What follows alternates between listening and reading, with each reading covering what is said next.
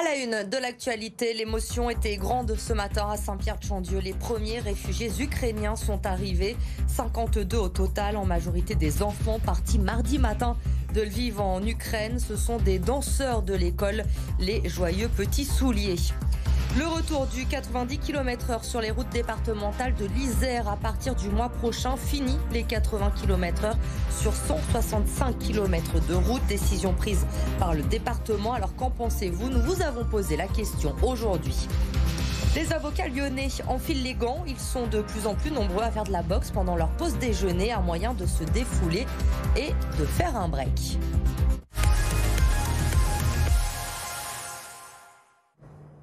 Le lundi 14 mars, notez bien cette date dans votre agenda. C'est le jour qui a été choisi par le gouvernement pour mettre fin à l'obligation du port du masque en intérieur. Il restera en revanche obligatoire dans les transports et dans les établissements médicaux. Fin également du pass vaccinal à partir du 14 mars. Le Premier ministre a précisé toutefois que le pass sanitaire serait toujours demandé pour entrer dans les hôpitaux et dans les EHPAD. Dans l'actualité, également ce soir, l'arrivée des premiers réfugiés ukrainiens après 2 jours d'un voyage éprouvant.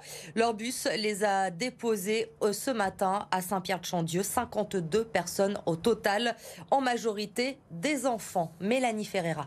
À la descente du bus, les premiers enfants sortent, un peu timides, sous les applaudissements.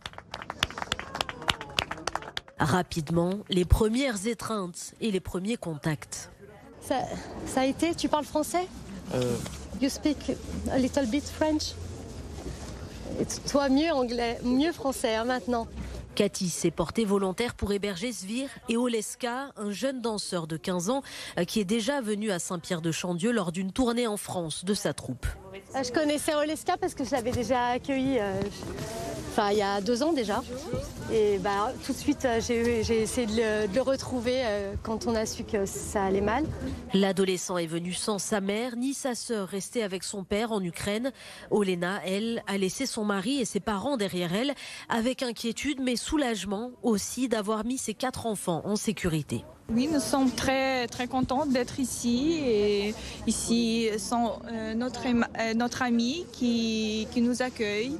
Et on est très, très touchés de cet accueil. C'est vraiment très important pour nous maintenant. Après 2 jours d'un voyage éprouvant, les réfugiés sont partis se reposer dans leur famille d'accueil, avec l'espoir toutefois de ne pas y rester trop longtemps et de pouvoir retrouver bientôt leur pays en paix. C'était une promesse de campagne du président du département de l'Isère. À partir du mois prochain, la limitation de vitesse va passer de 80 à 90 km/h sur 165 km de route départementale. Les automobilistes, pour le moment, sont assez partagés sur le sujet. Reportage de Lauriane Pellaou. Ce panneau devrait se faire plus rare en Isère. Ce mercredi, la décision a été prise. Une partie des routes départementales vont repasser à 90 km/h. Cela concerne 12 axes routiers, dont l'ancienne nationale 6 jusqu'à Bourgoin-Jallieu. Cette brasserie se trouve juste à côté. À l'intérieur, les clients sont mitigés. Je fais attention à la limitation de vitesse, donc pas que ce soit 80, 90, c'est pareil pour moi. Je pense que c'est un juste retour des choses. C'est normal de rouler à 90. Rouler à 80, pourquoi? Il n'y a pas plus d'accidents, à mon avis, à 90 qu'à 80. Quand il y a des radars, un coup vous êtes à 90, un coup vous êtes à 80, vous ne savez jamais à quelle vitesse vous devez être. Il faut toujours surveiller les panneaux sans arrêt. Donc s'il y a une seule vitesse, c'est mieux. Selon le conseil départemental, rien ne prouve que la réduction de 10 km/h de la vitesse a diminué le nombre d'accidents. Dans un premier temps, 165 km de voies vont donc être limités à 90 km/h au lieu de 80. L'objectif, simplifier les vitesses sur le territoire. De passer directement de 90, 80, 70, 50, tout le monde s'y perd. De passer de 90 à 50 parce qu'on va arriver sur une agglomération, on sait que là il y a des zones de danger, on sait que ça peut être accidentogène et qu'il faut réduire drastiquement sa vitesse. Une volonté politique qui devrait se poursuivre d'ici la fin du mandat. L'idée, c'est de pouvoir repasser près de 4000 km de routes départementales à 90 km/h. On reste sur la route avec l'association Toutes en moto. Comme chaque année, plusieurs défilés sont prévus en France. Ce sera le 13 mars prochain cette année. Mais à Lyon, Amélie, il va avoir ce défilé un petit goût amer.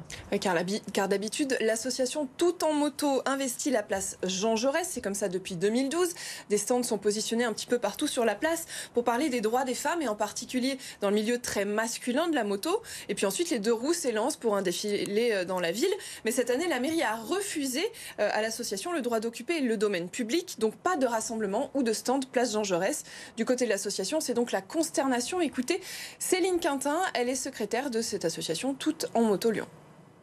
C'était bien évidemment de la tristesse, de l'incompréhension, parce qu'il nous semblait que, bien qu'on comprenne par ailleurs les objectifs en termes de réduction de pollution de l'air, nous, ce qu'on fait, c'est une manifestation qui dure environ 1 heure dans Lyon. Donc en termes de pollution, si vous voulez, à l'échelle globale, ça ne nous paraît pas... il y a une question de proportion, si vous voulez, compte tenu de nos actions et des valeurs qu'on défend. Ça fait bientôt 10 ans qu'on fait ce défilé et que nous, de notre côté, au niveau de l'association, on n'a jamais eu aucune plainte d'aucun riverain.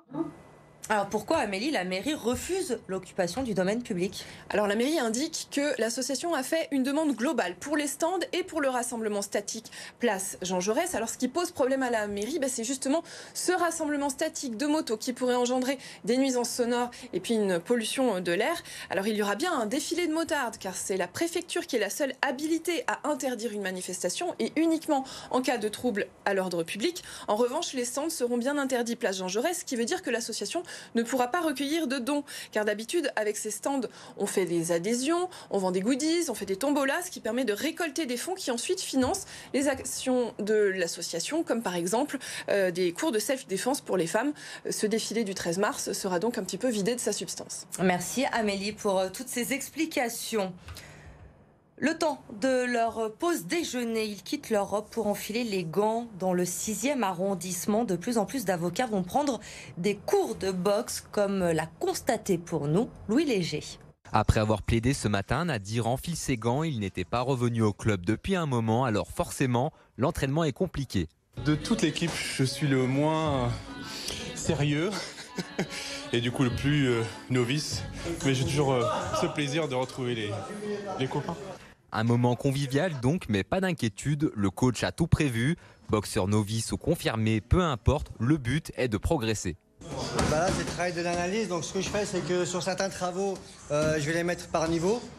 Et l'avantage aussi c'est quand tu as un bon et un mauvais, c'est que le bon va permettre au mauvais de monter. Entre guillemets le mauvais, celui qui a moins de technique, d'accord. Donc il faut les faire travailler ensemble sur la technique. Donc là on fait un travail de technique au pas haut. Concrètement je pourrais les mettre de niveaux différents, c'est pas un souci. Au-delà de la confrontation, l'initiative a un intérêt au quotidien qui permet à ses avocats de développer des valeurs propres au métier. L'esprit de combativité évidemment et surtout de loyauté en fait dans les échanges, parce que la boxe c'est un sport qui n'a pas forcément bonne presse, mais en réalité quand on le pratique on se rend compte que l'adversaire c'est aussi quelqu'un qui permet de travailler, qui permet de progresser. Prochainement, un gala sera organisé, les robes lyonnaises affronteront Paris et Marseille. Nous on s'entraîne à la vraie, à la dure, à l'ancienne, tu vois on est là, on n'est pas là pour rigoler. Et eux ils sont pas là pour rigoler. Le message est clair, le rendez-vous est pris courant octobre. C'est un gros défi qui attend les filles de l'Asvel. Elles vont affronter les Turcs de Mersin en quart de finale de l'Eurocoupe. Le tirage au sort a eu lieu cet après-midi. Alors le match aller va se jouer à Lyon la semaine prochaine. Ce sera le 10 mars. Le retour en Turquie le 17. Et en cas de qualification pour le Final Four, c'est l'objectif de l'Asvel. Les filles seraient opposées en demi-finale au vainqueur du match entre les Espagnols de Valence et les Italiennes de Venise.